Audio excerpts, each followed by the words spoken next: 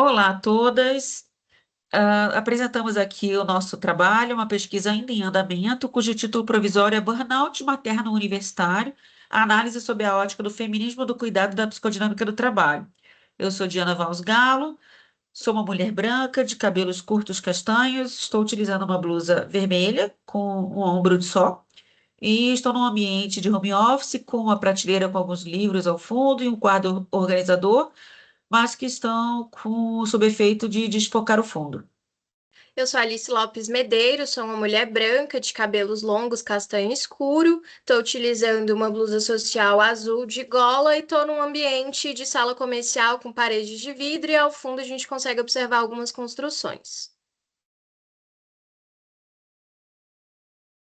Bom, eu começo destacando que a maternidade, apesar da sua centralidade para a reprodução da vida social, da sociedade, continua sendo cultural e institucionalmente invisibilizada enquanto trabalho. Então, essa é uma discussão que é trazida por autoras como Dorne Muniz e também por Federici. E quando nós olhamos sob a ótica da psicodinâmica do trabalho, do feminismo do cuidado, tanto o ato de maternar quanto o ato de estudar, eles podem sim ser compreendidos como atividades de trabalho, porque envolvem esforço cognitivo, físico, afetivo e temporal direcionado a uma finalidade produtiva. Então, essa concepção é sustentada por autoras como Molinier e Fraser e também pela professora doutora Carla Troga, nossa orientadora, nesse trabalho, que tem, inclusive, uma pesquisa intitulada Maternidade é Trabalho e dá Trabalho. No Brasil, os dados reforçam o peso dessa desigualdade. Segundo a PNAD contínua de 2022, divulgada pelo IBGE, as mulheres dedicam, em média, 21,3 horas semanais ao trabalho de cuidado e ao trabalho doméstico, enquanto os homens dedicam metade desse tempo, eles dedicam 11,7 horas semanais.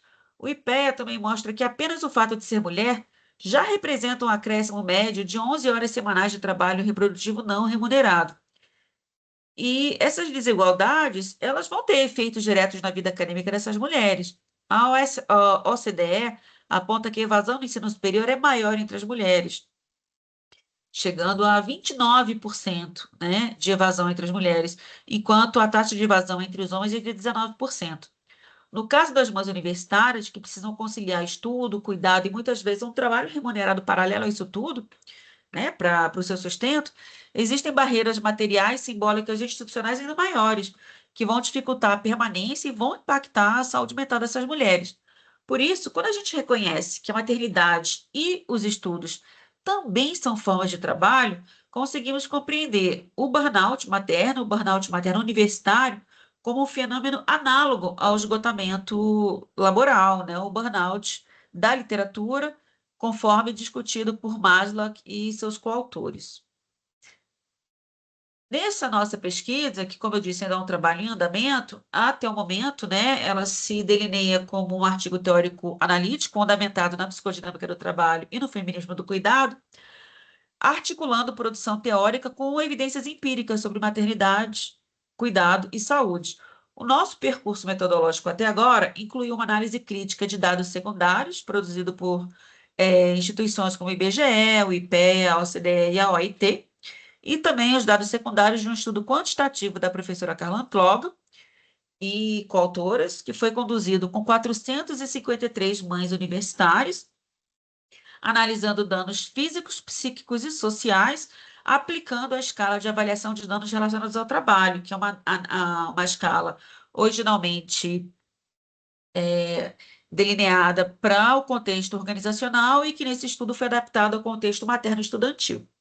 Além disso, nós também realizamos uma revisão bibliográfica, abrangendo publicações entre 2010 e 2024 sobre o cuidado como trabalho, especialmente de autoras como Frederici, Fraser e Molinier, e outros artigos que surgiram, né, nessa revisão bibliográfica, e também a maternagem como atividade laboral, dotada de custos físicos, emocionais e sociais, como discutida por Dorna e Muniz, e que, a partir de 2018, também começa a ser discutido em outros artigos que apareceram na nossa revisão bibliográfica.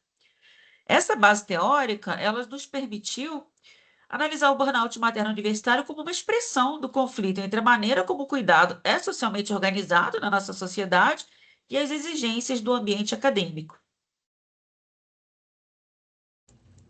Os dados nos mostram, então, né, que essas mães universitárias, elas sofrem uma sobrecarga estrutural que resulta aí da soma do cuidado, juntamente com a vida acadêmica, os estudos e o trabalho não remunerado. E conforme apontado pelo estudo da professora Carla Antoga, né, essas mães universitárias experienciam fadiga extrema, caracterizada por sintomas como ansiedade, culpa e sensação de ineficácia, e esses sintomas, eles se assemelham muito aos sintomas da dimensão da síndrome de burnout proposta pela Maslow, que diz sobre o burnout ser uma resultante do estresse crônico no ambiente de trabalho ali, em profissionais que lidam com pessoas de maneira continuada. Então, levando em consideração esse trabalho de cuidado constante, ter que lidar com o outro constantemente, e esses sintomas identificados no estudo da professora se assemelharem, a gente propõe aí uma ideia sobre o burnout materno universitário. Aqui a gente tem os dados da pesquisa da professora Carla Antloga, em que demonstra que 84% das mães universitárias apresentaram danos sociais e psicológicos graves, 78% relataram danos físicos frequentes, tanto no estudo quanto na maternagem. Mães que não residem com companheiros têm 22% de danos psicossociais a mais que aquelas que sim. Os anos de estudar e maternar, eles são fortemente interligados, né? À medida que um aumenta o papel, o outro também. E as mães solo apresentam maior sofrimento, cerca de 21% aí, em relação àquelas que têm um companheiro. A gente, então, conclui a partir disso que a ausência de políticas de permanência para essas mães universitárias, ela explica a vulnerabilidade das mães estudantes no ensino superior, né? Que estudar e maternar atuam como dois trabalhos simultâneos, gerando esgotamento contínuo para essas mães, e que o burnout materno universitário é uma questão estrutural, ela não é individual, né? E precisa ser vista de forma coletiva e com políticas institucionais de permanência para essas mães universitárias. Aqui a gente traz como recomendação, então, né, no nosso estudo, o reconhecimento da maternidade como trabalho, políticas de permanência para essas mães e uma responsabilidade coletiva, como foi falado anteriormente. Aqui estão as nossas referências para quem quiser analisar. E eu agradeço a escuta de vocês, e caso alguém queira entrar em contato, esses são os nossos contatos.